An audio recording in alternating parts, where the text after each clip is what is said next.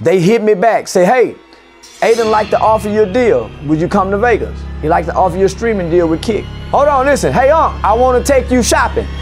I don't want to go shopping. What kind of nigga? Nigga, I don't want to go shopping. I want to buy you some shoes. I don't want no shoes. I wear Vans.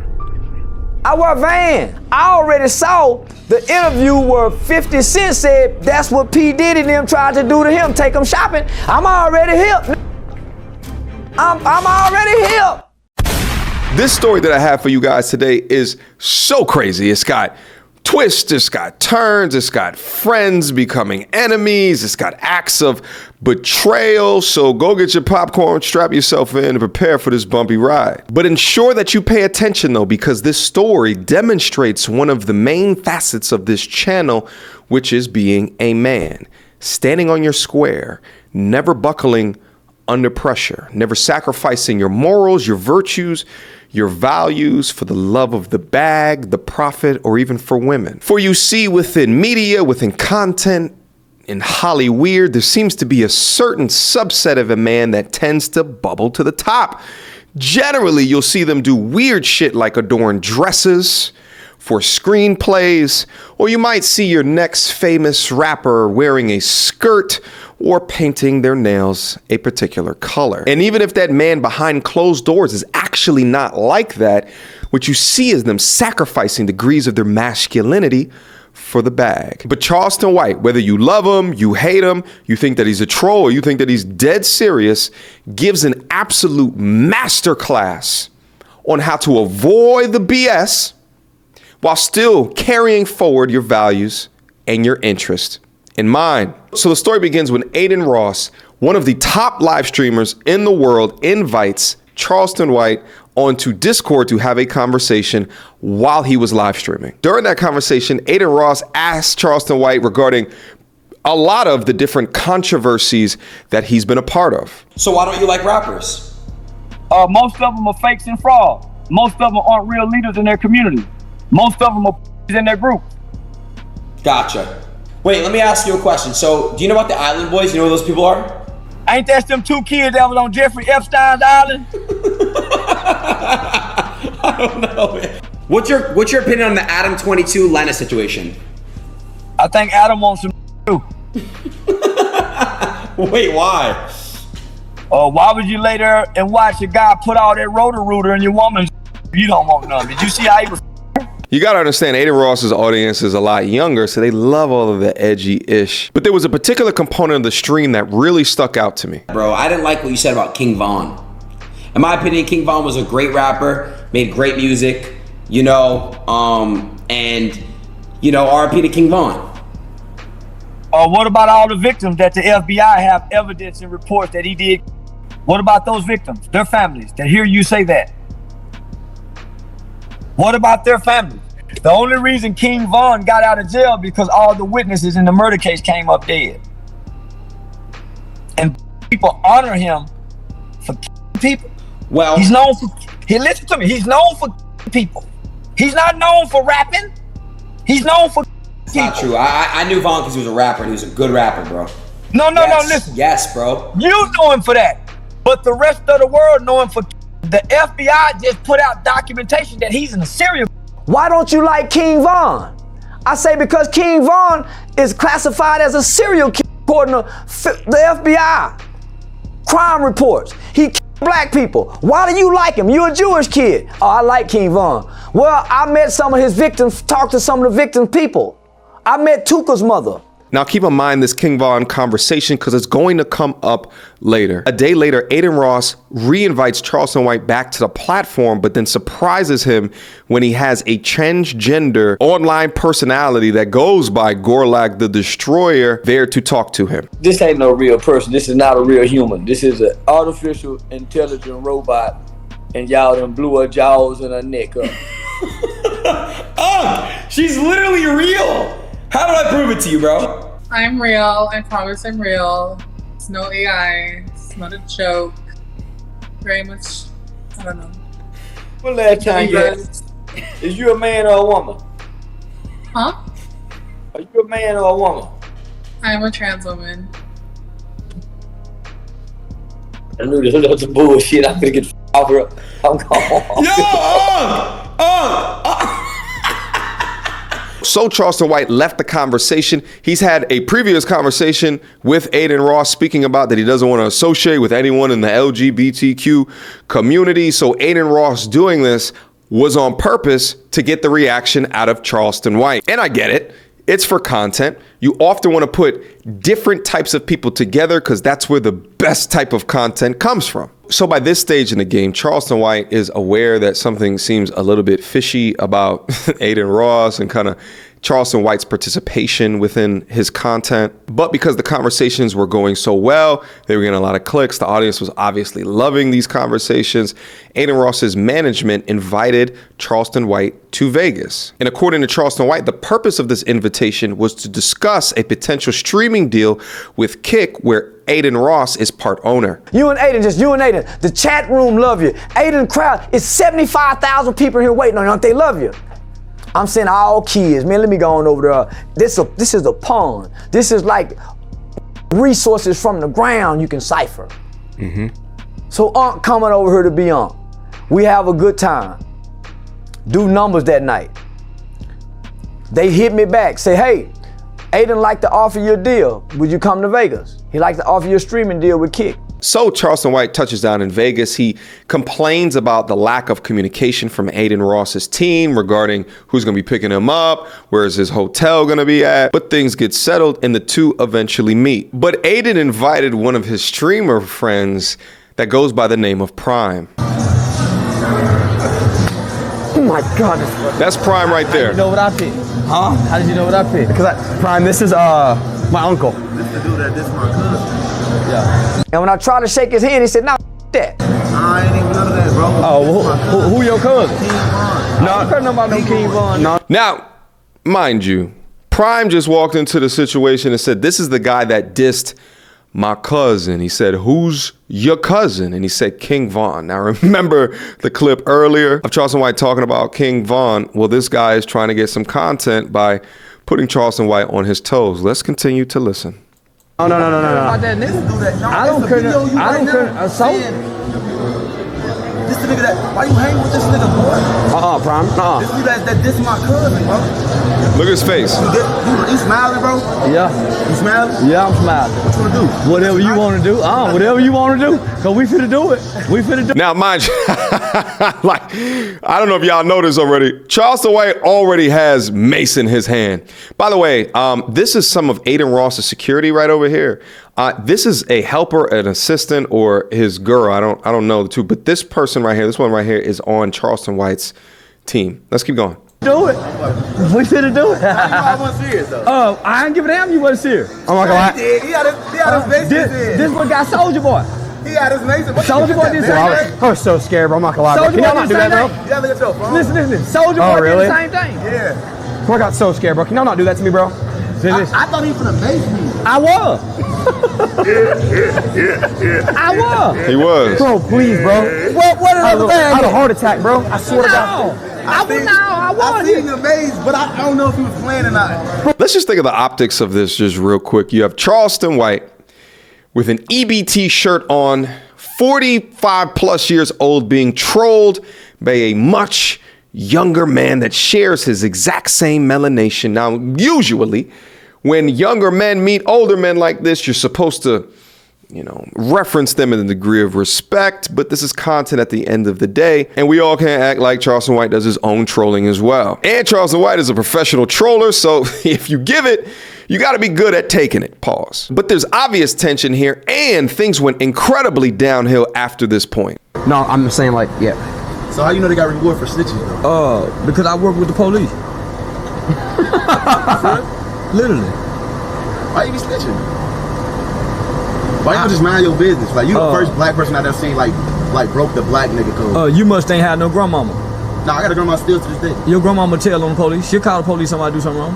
Nah, she mind her business. She see somebody breaking her neighbor house, you lying to me. No, she wouldn't. No I can Jesus. call my granny right now. Do she believe in Jesus? Call her. Yes. Call your grandmother. She'll tell. No, she wouldn't. All Jesus believing people go tell. Can you call my call Granny? You know my granny. I met her. She's a nice lady. Don't call her onion head though. What you laughing at? I won't. I'm dead ass. Now, this is a pivotal point in the interaction because you have Charleston White, who actively tells on rappers, will actively tell people to snitch, and you have this young black male that comes in talking about King Von, even after understanding that King Von is a recognized serial killer playing the part of a gangster for Adin Ross's online community. This is my granny. There's not no fake caller. Grandmother, people can hear you. Don't say nothing crazy. Look, can you hear me? Yeah, I can hear you. So, Granny, so you in the house, you see somebody breaking into your neighbor's house. Is you gonna say something? Or you gonna mind your business? Oh, he's right! You a snitch? Ah.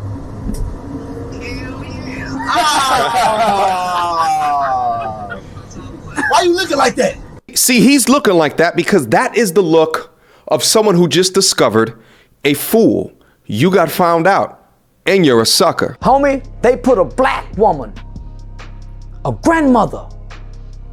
They want the world and the culture to believe that our grandmothers uphold this bullshit. For the life of me, when you begin to unpack why so many suburban black males try to act like urban black males as if they were from a struggle or from the hood, you begin to understand the dynamic that's happening right here. It's similar to what happens in the rap industry. You have men in ivory towers that appropriate ideals of urban culture, use young black men as pawns, even though they do not live that life, in order to drive revenue. We see it playing out right here in 4K on Adin Ross's stream, and you got to get called out for it. When that nigga do that to this grandmama, homie, he play a King Von song. That did all kind of gay movements and dancing. Right. So he puts on the King Von song, all right? Irrespective of what he says about the victims of King Von, he slaps off Charleston White's hat in a show of utmost disrespect as he continues to dance and parade around like the clown that he is. Notice the sheer intensity upon Charleston White's face as he's looking at the youth act like a fool. Look at. I ain't gonna hold you. If you just look at the content at surface value and just think of them as entertainers, this is actually pretty hilarious shit, right? Like if you don't consider what is the mindset that goes behind all this, or the characteristics or the plays, you can see Adin is looking at Charleston right now thinking, God damn, I'm making at least $50,000 off of this stream right now. Now, what I'm not going to do is to play the minutes upon minutes of him dancing, because I think it's a very zesty looking display of man, but I will show this. So you can see here, Charleston is still not having it right now. And then watch with the, oh, he got up on the ground and then he pointed his booty up towards Charleston White, which is a degree and level of awkward zestiness that I think can only be form fit within certain circles of men. And boy, wiggle like how them girls do when you press it off in them and they like it. That nigga put that booty hole to the earth, like in a female position. But you can see here again, Charleston White ain't dapping him up because he ain't having it. But imagine right now if you were in Charleston White's position, okay? You're a 46-year-old man. You get invited by these young live streamers multiple times within the conversation. It dives into like this awkward LGBTAQ type conversation. You finally fly over there. There's mix-ups within your hotel. You meet a younger melanated version of yourself, and he is the complete opposite of you, and he's a fake gangster. Being that he's a fake gangster, he's trying to test you for content and for views, and you just wanted to be there to talk about a streaming deal while also getting a little content done as well. What is it that you do with this? Now, the common thread that Charleston White continues to bring up when he's speaking about the Adin Ross situation is just how gay everything was, not even just on camera, but off camera as well. Hold on, nigga, no women in sight. It was never no break on the gayism. It was 24/7. It was like playing against a basketball team. They run a full court press the whole fourth quarter. They do this the whole game. You think they ain't gonna call no turnovers? Did your companion have any weird vibes as well? Yeah, she was looking at me crazy. Like, what the hell are you doing here? She said, in the midst of all this, if you go with this, you gay. It was no girls, homie, amongst all this money. And everybody got on brand new tennis shoes, jewelry, necklaces. Why you got this on and ain't no bitches around? So when that white boy, XPQ, whatever his motherfucking name is, when he stood up and said, I kissed this person, I kissed that person, I kissed this person, I got up from the goddamn table and said, man, I'm not having no parts of this. He said, that's not gay. Adin said, well, hey, me and you kissed Q. He said, so that don't make us gay, we're two friends. By the time I'm cold to the pool, they already drunk and gone. They still ain't got no girls. So in this video here, Prime and Charleston White actually get into a fight, and it was started over Adin Ross questioning Charles White as to why he sent an eggplant picture to one of his oppositions.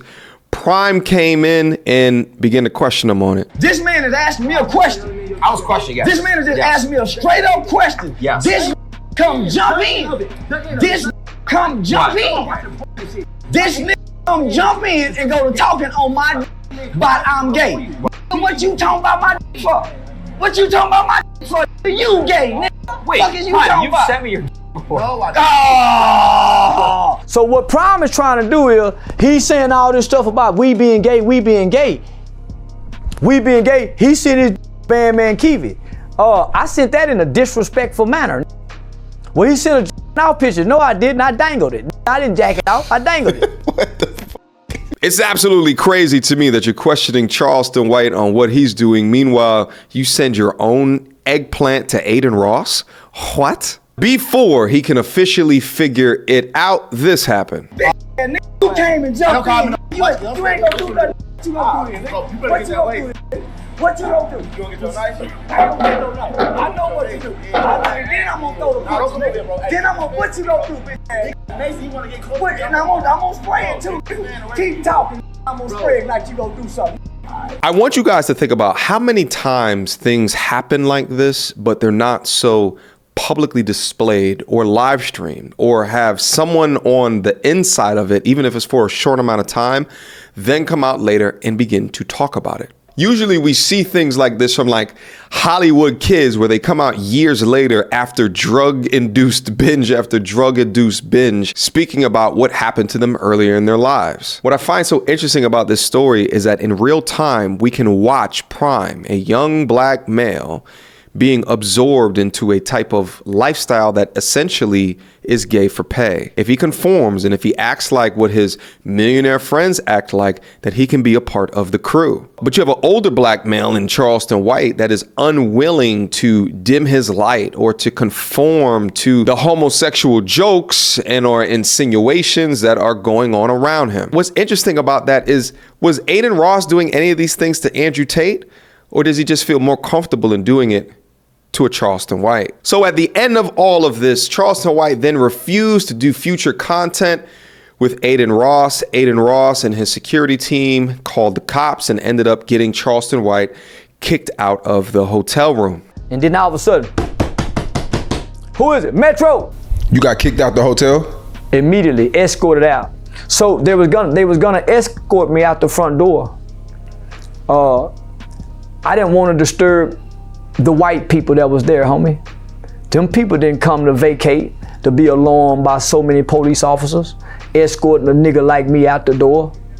So I had them take me out the back door on the side. Shout out to the Las Vegas Police Department for doing that. They gave me that courtesy. And y'all already know he's going on rants all over the internet for people that have done much less. And now Charleston is threatening to sue Adin Ross. Here's a clip of Adin Ross reacting to Charleston White talking about this. I went and looked up the most recent lawsuit.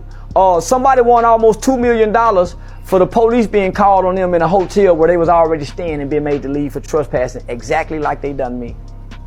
I've already spoke to an attorney that's ready to take the case. So I feel like I was subjected to something, homie. with not being notified if this is what I wanted to do, because I'm thinking I'm coming for a streaming deal. Only to have the police called on me. When he's upstairs threatening me and I'm downstairs playing a cat. You had a full knife and said you were gonna my sister. I guarantee, no, matter of fact, please. Yo, bro. Please, I'm going to countersue you for literally leaking my number. You're gonna get countersued for leaking my number and threatening to my sister with a knife and a taser. Character that I was brought out here to play. I wasn't threatening nobody. Yeah, I'm gonna his sister, sure. So my final thoughts regarding all of this, I thought one of the most impactful things that Charleston White said is that I'm not down here for your money. I'm down here to learn the game. Give me the game. Give me this shit you get in. Give me the game, because a people will perish from a lack of knowledge. I come for the knowledge. I'm looking at this motherfucking big ass box with nothing but lights in it, and it's looking like something from heaven. I'm saying, hey man, what's that? That's the PC for you to stream, Mark. I'm having you one built. I said, whoa, don't know nothing about this. Keep asking questions. They getting you a little knowledge. What else I'm gonna need? You're gonna need a server too, huh? Which is a profound lesson and reminder within itself. It sort of reminds me of that question, would you take $100,000 to be able to have lunch with an Elon Musk? Because the money can only get you but so far in certain situations if you don't invest it correctly. But that conversation can change a mindset. It can motivate you. It can get you to think about something a bit differently to exponentially increase your value on the market and far surpassing that $100,000 that you could have received. It's also important to know throughout this entire video the way that Prime conducted himself, clearly trying to purport this tough gangster image that even his grandma called him out for. And it's very indicative of the lost black male syndrome, where they acquiesce to this image of being a gangster for some type of clout tickets and or tokens. But this one's even more serious because it's leveraging that and appropriating that image for an audience that's not about that life. That's how you can get people that can connect to a King Von through his music and totally ignore his documented actions. And also here, there's a huge lesson here about selling out, going gay for pay. It's awkward for me to even have to have a conversation like this, but there's so many young men that have a feminized mindset that would rather accept handouts from someone that is playing with you like that in lieu of holding and conducting yourself in a masculine frame, in a masculine essence. I told him, I don't want your money because I see, he's throwing his money around. That's, yeah, how the f*** do for, yeah. So I come for the deal, but I also teach me the knowledge. So tell me about streaming. Break it down to me. Bring me up to par. Tell me about gaming. So as he's trying to buy me shoes, I'm saying, if you want to buy me some, get me a PS5 and turn me into a gamer. That's where the PS5 come from. But shout out to Charleston White for continuing to hold his frame throughout that entire time and really demonstrate his degrees of intelligence to understand the situation, what was going on, how he was going to extract the most amount of value in the least amount of time and take it forward. There's a ton of people on the internet right now that are saying that he dropped the bag, and maybe he did. Maybe in the short term, he could have made tens of millions of dollars. But at the end of the day, your manhood or sacrificing your manhood or sacrificing your masculinity should be worth way more than that. Questions, comments, concerns? Y'all already know what to do. Mediocre tutorials and reviews at gmail.com. What you guys think about today's video? Let me know your thoughts down below. This one should cause a lot of different comments. Hopefully you guys are still with me right now. Let me know if you guys like longer think pieces like this as opposed to compilations. I would appreciate your comments on that as I go through kind of transition phase within the content as I present it to you guys. All right. Until next time, YouTube. Peace. You don't wanna see me get vexed. Bars on your phone, tell a man you can't jack. The big guy, the ones who can't stretch. Breaking the neck when we in the car next. You don't wanna see me get vexed. Bars on your phone, tell a man you can't jack. The big guy, the ones who can't stretch. Breaking the neck when we in the car next. That bars, Need defibrillation ASAP. Get boxed with a straight guy. I'm reminded of mind state they lack.